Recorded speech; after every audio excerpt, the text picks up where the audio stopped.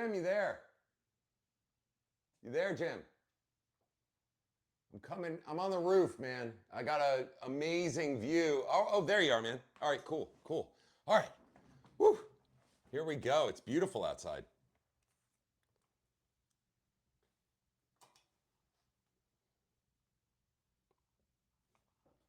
Yeah, what's going on, Thinkerers? Hope everybody's having a great week. Welcome to Thinkering Weekly Live. You got Jim and I here.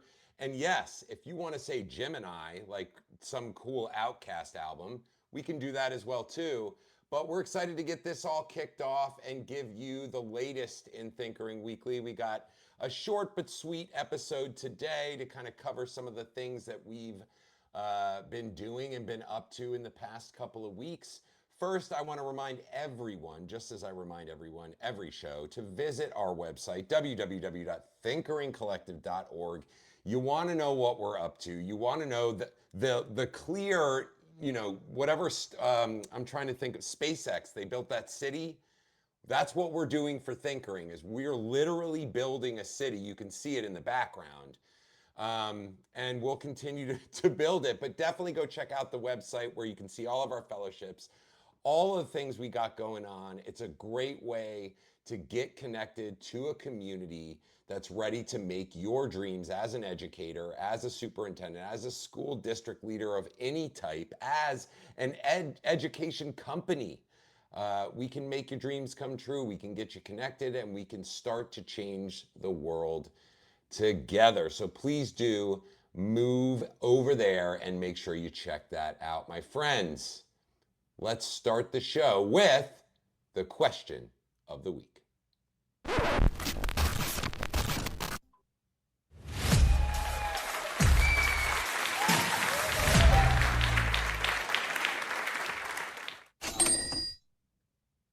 Okay, today for question of the week, I love these transitions, man. They make me super happy.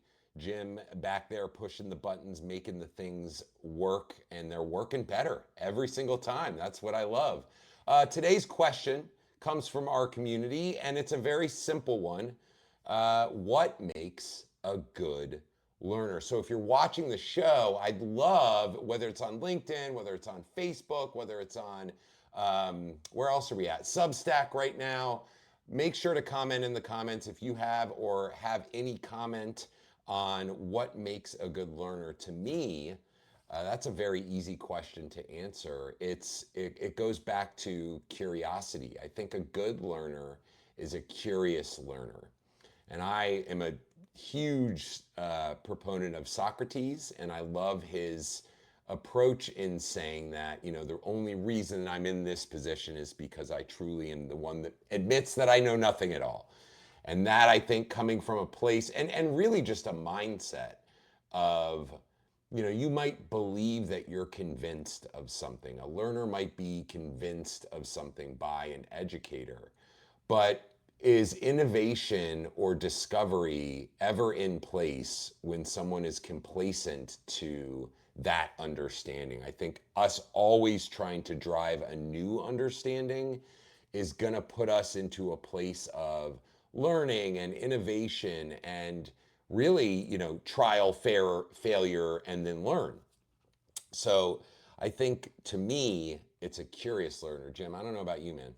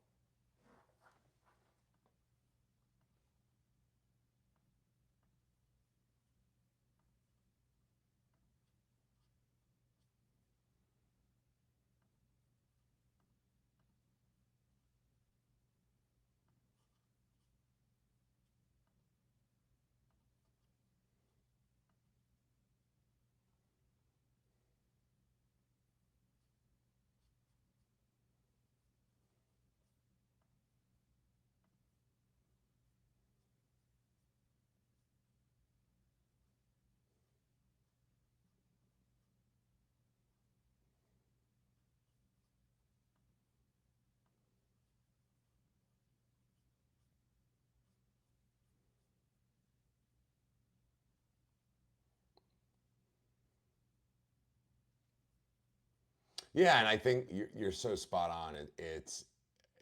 Yes, the industry is speaking to what a learner is, but are we listening? Uh-oh, I'm getting audio from our, there we go, I got it off. I think it's those that are listening. And what I love about, again, like you said, Jim, the new content coming out um, from new personalities in the Thinkering Network, I'm not going to drop or give anything away, is that those are the connections that we are attempting to make. Are how do we connect industry more to our school community to really actualize and prepare learners for that community? I think one of the things we've learned in the Thinkering journey overall is how important locality is to preparing learners, to understanding what prepared learners look and feel like. Is you have to go to what is surrounding, what is truly possible. The average student is not leaving their hometown. So it's more likely that student is going to stay in their hometown.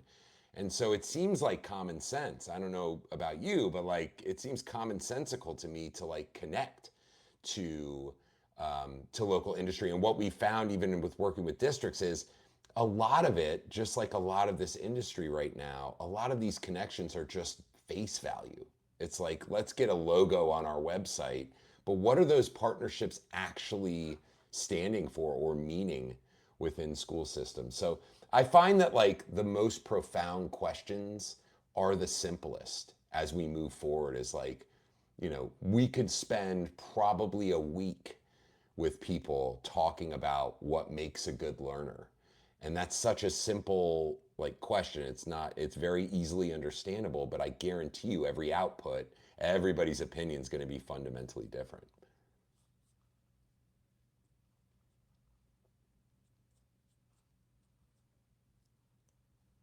I fully agree. And I encourage those, educators that are watching right now and school district leads and all of that is to think about uh, that question. Like what makes it, because I think it'll then turn to, okay, based on this conversation, let's connect with our community. Let's reach out to some of our closest friends and partners to see how we can work together. I think that's the work that's not being done. It's a lot of surface level conversation. And what sucks is like really good programming um, is only created through kind of force, because we've seen partnerships even in our local district with like industry partners, and I'm trying to think of the word, like construction partners and the water company here and things like that. And it's like, can these partnerships be more than just a tour of the facility and like inviting kids to the tour? It's like, no, like you're as a large corporation, as a utility service, or as a whatever industry we're tapping into, you're giving money away anyway.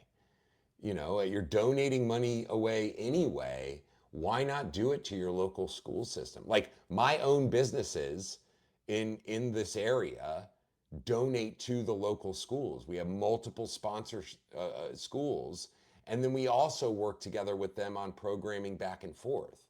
So it's like if we can do it as private industry, not driven by county government or public schooling systems, why can't they?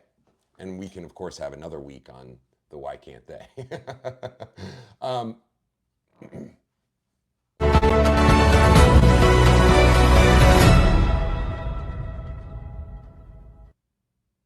Speaking of good partnerships, yeah, we've got, it just looks good now. It just looks good. Gosh, you're not getting this content, guys, on your Facebook, your LinkedIn, your all that. You're not. Ray's in here. What's up, Ray? We're not getting, like, thank you, Jim. We're really excited to announce the newest partnership with Thinkering. We are partnered with the National Rural Education Association. Did I get that right, Jim?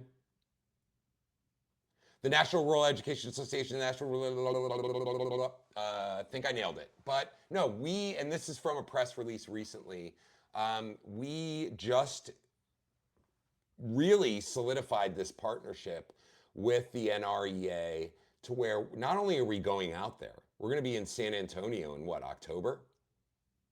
And we're covering their full conference this year from our lens. So you're going to get the real, you're going to get awesome stories from rural educators and rural school leaders, which is such an important voice. People forget that the like most of our country, landscape wise, is rural.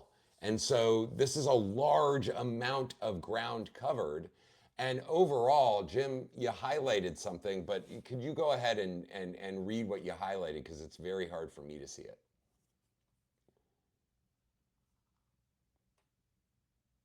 He's so beautiful.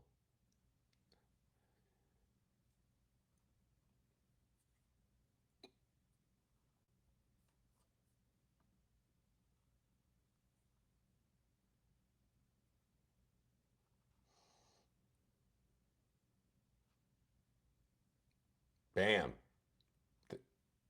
Yes, thank you, Evan. And it speaks exactly to what this partnership is all about. It's all really about allowing for voices, not just in urban environments, but rural environments and world environments, to have their voice be heard. That's really our biggest goal with Thinkering Media is to share stories from across this industry and not give you the Sunday morning news fluff piece that everything is okay. Because the reality is, guys, everything's not okay right now. There's hope. There's absolute hope. I see hope every single day. But how are we to know the real news unless there's somebody covering it? And that somebody are these guys at this wonderful news network um, in think. I'm trying to think of like a word for what our version of the SpaceX rocket city would be. It'd be like Thinkertown, or I don't know. We'll figure it out. Say it again. It is the Thinkerverse, but we have to. Yeah, I love it. I love it. Love it. Where the Thinkersphere, where the Backstreet Boys are playing next week. They're going to do an awesome an awesome show there. No, but Jim, I know you had a play in this, right? I know you had some initial conversations. Could you give the Thinkerverse in the Thinkersphere a little understanding and backstory about how we got this partnership? This partnership, the NREA. Oh, no, no, no, no. Yep.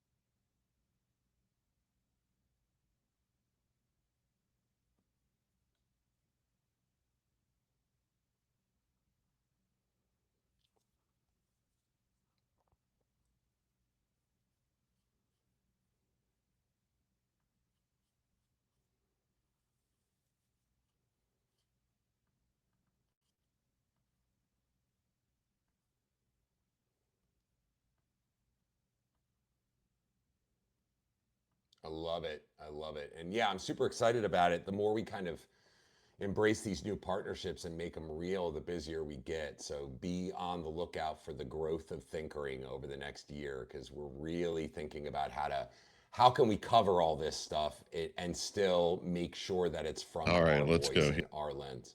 So recently, to give you guys an update about what we've been doing, recently we visited the Deeper Learning Conference in Kingston, New York. Yeah, that's right, not Kingston, Jamaica, not where they speak patois, but where they speak about deeper learning. And so Evan and I, like that segue? There we go. That's a wink right there. So Evan and he picked me up from LaGuardia. We get in the car, we head up, we get to Kingston, New York, have the best falafel sandwich of our life. Not really important here, but if you guys are there, I think it's Abe's Falafel. Anyway, um, we get there, and honestly, I was blown away, Jim. And I say that because we've been to so many freaking conferences recently that when there's something that really sticks out and lands, I'm going to preach it. And this was a school district. This was Ulster Bosie's district. And we go to their headquarters. And, you know, I think the number one thing that we saw was this experiential aspect of the conference, meaning there are bubble stations where you put a whole bubble, you put yourself in an entire bubble. There were chickens you could go and hold. There were races that you could have using machines that you built out of gears and rubber bands and motors. There was a guy there that had basically created a system where you take like in early childhood, which is my cup of tea, is where all things you already have in the classroom and you make Rube Goldberg uh, uh, courses out of them. And he was so quick with it, and you'll see the interview because we're going to put it up on our Substack in the coming weeks. But you'll see this guy, and he's like, "Yeah, you just take this, that, this," and then he flicks something, and he knew like how to space everything out, like just from memory. And he like laid this Tinker Toy down that was put into this and whatever, and he flicks the Tinker Toy, and immediately this thing hits, sends a ball down this thing, and I'm like, this is Pee Wee Herman's Big Adventure all over again, and he's getting the cereal. If you haven't seen Pee Wee's Big Adventure, please watch. There's a great Rune Goldberg right in the beginning with Mr. T cereal. So I don't know if I should be recommending Pee Wee Herman on here, but you know what? We're going to do it anyway. We're live. Screw it. Then we had the pleasure of talking with their superintendent, Jonah. I can't remember his last name right now, but he's a real one. Let's say that he's very much understanding where his school district's at. It's a smaller district, but he is all for future learning. He's all for this kind of systemic change we're looking at of how do we start to really just redefine what that experience looks like for learners. Going back to that what makes a good learner question, is he's the guy asking that right now. And he's a shining example of that. And I think one of the things that I did want to point out, and I don't know if I have the ability to share screen, I just wanted to show a quick picture of this is a picture of Evan and I with students. And these students actually walked us around the entire headquarters and showed us one of the most impressive CTE programs I've ever seen. From a gigantic cosmetology section to an auto shop with one of the only lifts on the East Coast that would lift an entire car, to an HVAC, to an electrician, to they had the shirts that they're wearing in this picture, they made. They designed and made them because they have an entire CDC program and an entire laser printing program where they can cut out and die cut these different things and then heat transfer them. We talked business, we talked all kinds of stuff, but these kids were some of the most impressive kids that I've seen in any school district. So kudos to all of them. I don't have all of their names. We did get press release to show that picture. We made sure of that. But these kids, man, and the other thing was this aha moment, and I'll wrap it up with this.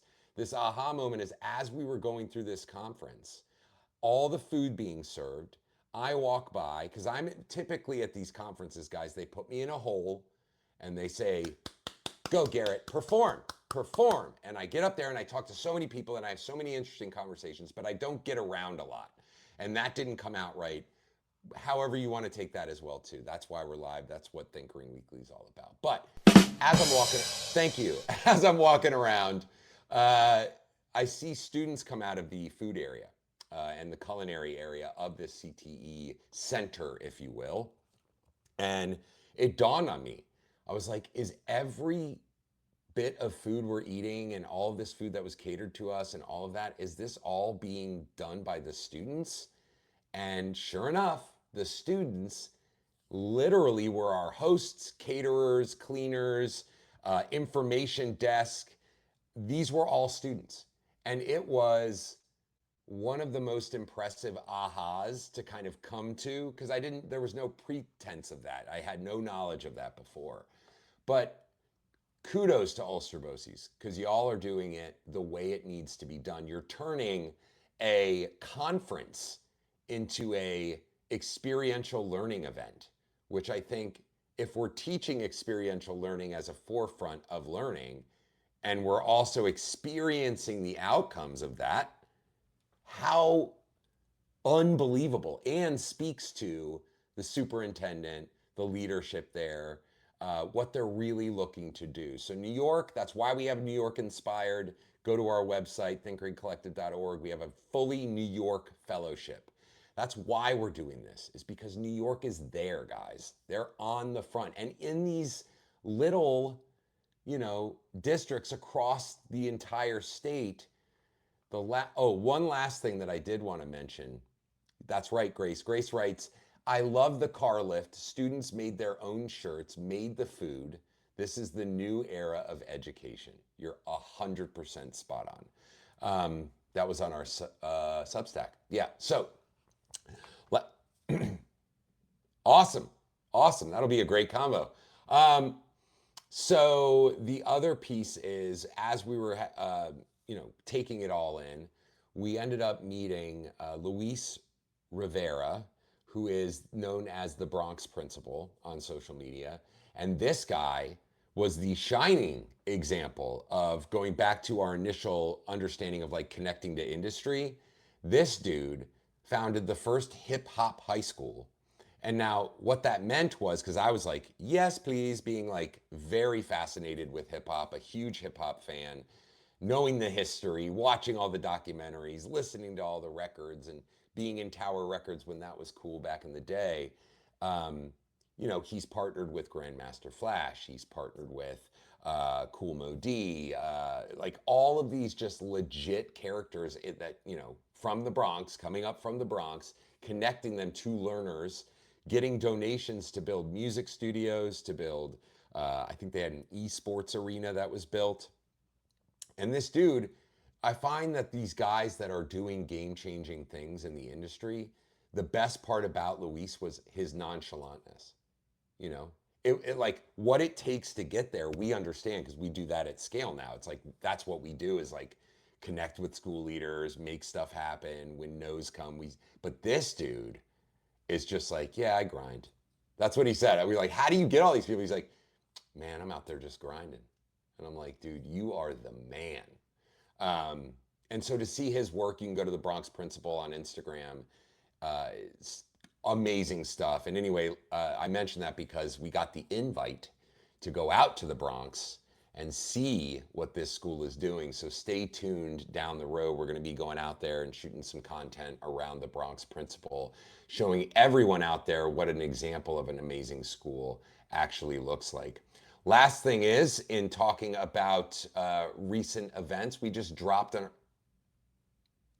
Oh, speaking of content, let's move on to our latest piece of content, where I sat down with Jethro Jones. He's the co-founder of B Podcast. He also runs his own AI consultant business. This dude really shocked me in our interview.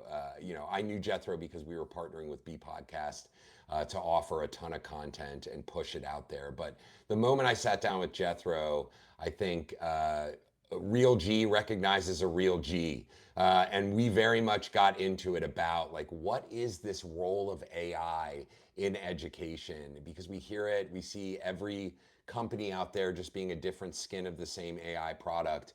And one of the things that he highlighted in this interview, and I suggest everybody visit our Thinkering Media Substack, and that's just thinkeringmedia.substack.com. You can go there, watch the whole interview. But the one thing that he pointed out to me was, we've been having computers do stuff for us since the invention of computers. So technology and leveraging it should not be the scary aspect of that. I think the scary aspect is on the other side of it is like how far will these AI models go? How much control will they have?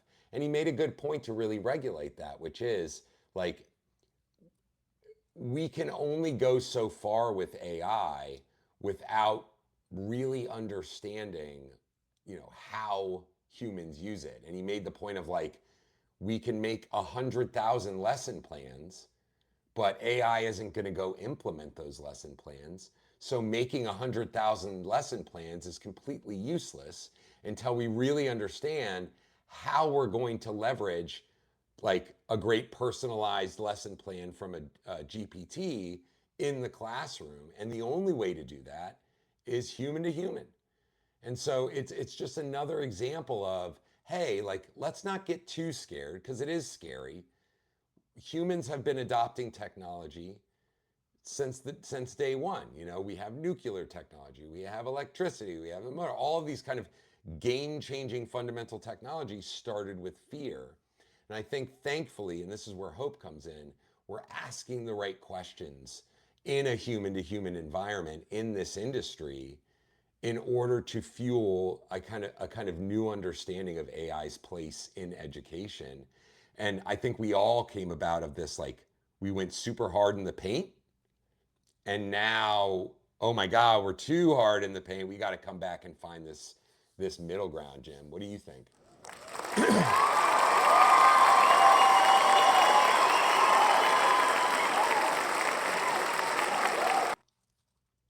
No, no, okay, no autographs. Okay, got it. And that's what a Yeah, no, I think, yeah, and we, again, going back to Thinkering Weekly is designed exactly for this, is to provide this kind of open-ended environment and conversation. And that means we go back and forth. Kudos to Grace. We want your comments. We want your thoughts, your ideas, your questions. And, we're a media company. So if you have any stories, like we want to tell them. We want to get into your school. We want to understand where you're coming from. We just talked to a librarian yesterday. We're considering for a personality for Thinkering. And man, does this girl have so many stories to tell. And it instantly makes us want to just jump out there and get on the ground and understand what's going on. So we can't, like Jim said, this isn't about Thinkering. This is about telling your stories and getting it out there. And we have to know those stories. So please reach Thinkerers. out to us. That's right. That's right, other G. The other thing is, if you haven't watched our interview with the COO of Road Trip Nation and the CEO of Edmentum, Inspiration at Scale, it's called. It's a longer form conversation on the Road Trip Nation RV.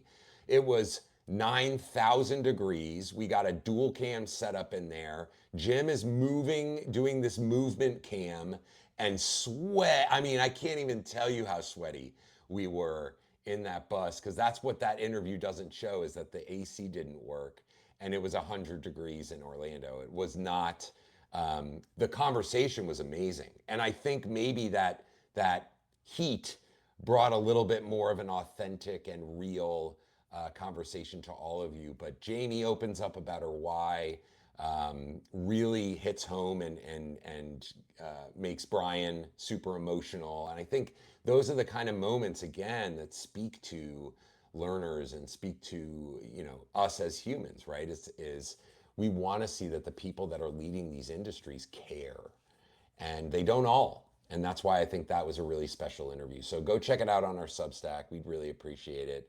Last thing we're going to do, you guys, is we're going to tell you where we're at. So if you want to come and see the Thinkering crew, you want to see my skinny jeans, you want to see Jim pushing buttons, you want to see Evan being the best dressed of us all with his Thinkering polos, please come on out. We'll be at the Marvelous Education Alliance Symposium October 7th through 10th. We'll be at MassQ, that's in Massachusetts, October 14th and 15th at the Fall Conference for MassQ. We'll be at the EdTech Leaders Alliance Conference in DC, I believe, October 18th through 20th. We'll be at the National Forum for Advanced Rural Education, October 19th through 21st. That's in San Antonio, Texas, baby.